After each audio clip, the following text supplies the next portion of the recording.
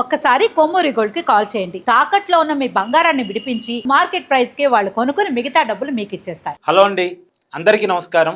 Iran versus Israel America వాళ్ళలో కీలక పరిణామం.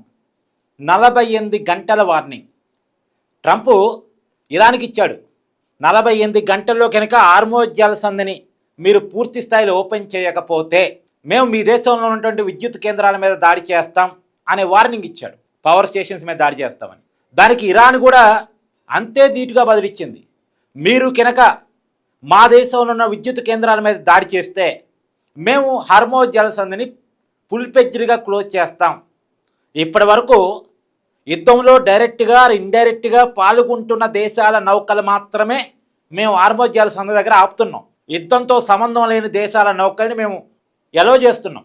కానీ మీరు కనుక మా దేశంలో ఉన్న పవర్ స్టేషన్స్ మీద దాడి చేస్తే మాత్రం హార్మోజ్ జలసంధిని ఫుల్ ఫ్లెడ్జ్డ్గా క్లోజ్ చేస్తాం అనేటువంటి స్టేట్మెంట్ ఇరాన్ వైపు నుంచి ఇచ్చారు. ఇరాన్ అన్నంత పని చేసే దేశం చూస్తున్నాంగా మనం. నిన్న కూడా ఏమాత్రం తగ్గకుండా ఇజ్రాయెల్ అణు విద్యుత్ కేంద్రాల మీద దాడి చేస్తుంది ఇరాన్. ఇజ్రాయెల్ వ్యవస్థలు ఆపలేకపోయాయి. ఇజ్రాయిల్లో ఉన్నటువంటి సామాన్య పౌరులు 200 మంది ఏమో గాయపడ్డారట. వాళ్ళలో చాలామంది పరిస్థితి విషమంగా కూడా ఉందంట. నిజానికి ఇజ్రాయెల్ వ్యవస్థలు చాలా బలమైనవి, కానీ ఆ వ్యవస్థలని కొలాప్స్ చేస్తూ మరి ఇరాన్ క్షిపణులు వెళ్ళి ఇజ్రాయెల్లో ఒక విధ్వంసాన్ని క్రియేట్ చేయగలిగాయి. ఇరాన్ని తక్కువ అంచనా వేయకూడదు. తెగించి పోరాటం చేస్తుంది. నేను నిండా మునిగా నాకు చెల్లలేదు అంటుంది. వేదన చేసుకొని కౌంటర్ చేస్తా అంటుంది. ఇప్పుడు ట్రంప్ అన్న వెనక దగ్గర తప్ప ఇరాన్ వెనక దగ్గేటట్లేదు. ఇప్పుడు రాబోయే 48 గంటలు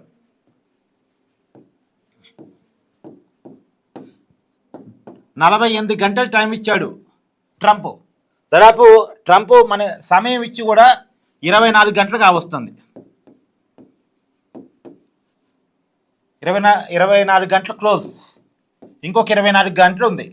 24 గంటల్లో ఇరాన్ కనుక హార్మోజ్ జలసంధిని ఓపెన్ చేయకపోతే ఇక ట్రంప్ ఒక విధ్వంసాన్ని క్రియేట్ చేస్తానని వార్నింగ్ ఇచ్చాడు.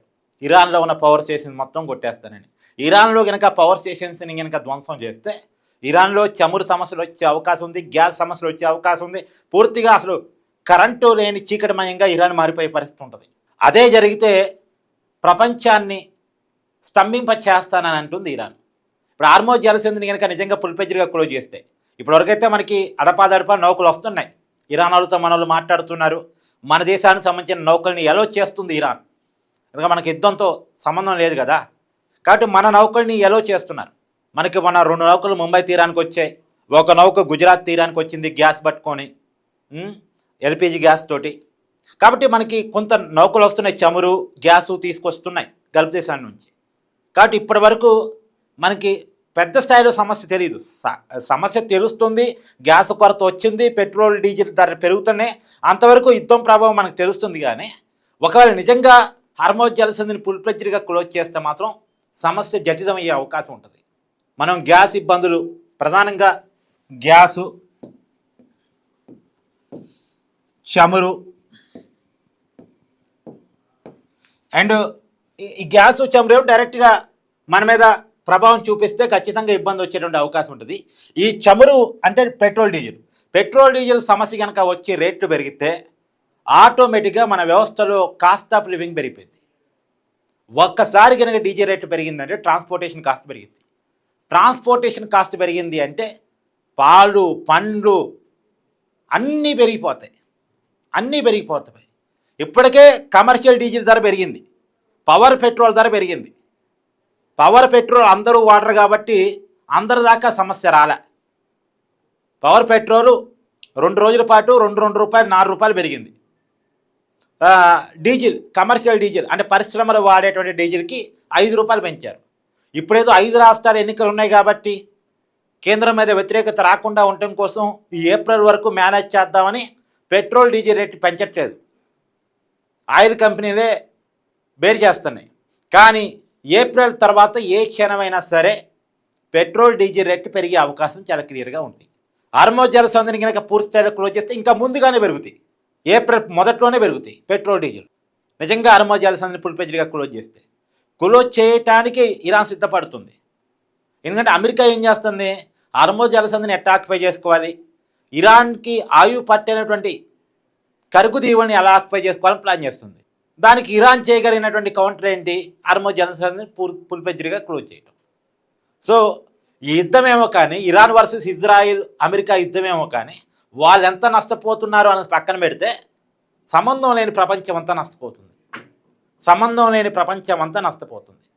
ఇప్పుడు మనకి ఇది కనపడుతుంది కదా, మన దేశాల నుంచి గల్ఫ్ దేశాలకు చాలా ఎగుమతి అవుతూ ఉంటాయి, మనం ఎగుమతి చేస్తూ ఉంటాం. అవి కూడా ఇబ్బందులో పడిపోతాయి. మనం బాస్మతి రైస్ వాళ్ళకి పంపిస్తూ ఉంటాం. బాస్మతి రైస్ ఇప్పుడు రైస్ పంపించడానికి ఉండదు. హార్మోజ్ జలసంధిని క్లోజ్ చేస్తే మన దగ్గర నుంచి వాళ్ళకి పోనప్పుడు మనకాడ బాస్మతి రైస్కి ఒక్కసారిగా డిమాండ్ తగ్గిపోయేటువంటి అవకాశం ఉంటుంది. డిమాండ్ తగ్గిపోయిందంటే వ్యవసాయ ఉత్పత్తులన్నీ వరి కానీ ఇవన్నీ ఇబ్బందే కదా. ఇంకా ఎరువులు కూడా ఇబ్బంది వచ్చేటువంటి అవకాశం ఉంటుంది. నేను ఆల్రెడీ రేవంత్ రెడ్డి గారు చెప్పాడు, యుద్ధం వల్ల డిఏపి ఇబ్బంది రావచ్చు, యూరియా ఇబ్బంది రావచ్చు వరికి అని చెప్పేసి ఆల్రెడీ తెలంగాణ ముఖ్యమంత్రి రేవంత్ రెడ్డి గారు ఒక సూచాయిగా నిన్న చెప్పాడు. రైతు భరోసా ఓపెనింగ్ కార్యక్రమంలో చెప్పాడు, ప్రత్యామ్నాయ పంటలు కూడా ఏంటి ఈసారి ఎరువుల సమస్య రావచ్చు అని. రష్యా ఉక్రెయిన్ యుద్ధం జరిగినప్పుడు కూడా ఆ యుద్ధం ఫలితంగా మన దేశానికి ఉక్రెయిన్ నుంచి రావాల్సిన ఎరువులు, దాని ముడి పదార్థాలు ఆగిపోవడం ఫలితంగా మనకి ఎరువుల సమస్య ఆల్రెడీ మనం చూసాం. పోయిన సంవత్సరం చూసాం. కాబట్టి ఏది ఏమైనా ఎక్కడో జరుగుతున్నటువంటి ఇరాన్ వర్సెస్ ఇజ్రాయెల్ అమెరికా యుద్ధం ఫలితంగా మన దేశం సఫర్ అవుతుంది. మన దేశం మాత్రమే కాదు, మొత్తం ప్రపంచం సఫర్ అవుతుంది. మనం ప్రధానంగా గ్యాస్ మీద, చమురు మీద బాగా డిపెండ్ అయి ఉన్నాం కాబట్టి ఆ ఇబ్బంది ఖచ్చితంగా మనకు తెలిసిద్ది. ఇప్పటికే హైదరాబాద్లో కూడా కట్టెల పొయ్యిలు పెట్టుకునే రోజులు వచ్చినాయి. పెద్ద పెద్ద హోటల్స్ కట్టెల పొయ్యి మీద వండుతున్నాయి. హాస్టల్స్లో ఇప్పటికీ, అంటే హైదరాబాద్లో ఉన్న హాస్టల్స్, బెంగళూరులో ఉన్న హాస్టల్స్, చెన్నైలో ఉన్న హాస్టల్స్ దాదాపు టిఫిన్లు చేయటం బంద్ చేశారు. ఏదో రైస్నే పోపు అన్నంలాగా లేదా పురియారలాగా కలిపి అదే టిఫిన్ కింద పెడుతున్నారు. సో రాబోయే కాలంలో మరింత ఇబ్బందులు అయితే వచ్చేటువంటి అవకాశం చాలా క్లియర్గా కనపడుతుంది. 48 గంటల తర్వాత ఏం జరగబోతుందని చూడాలి. Thank you.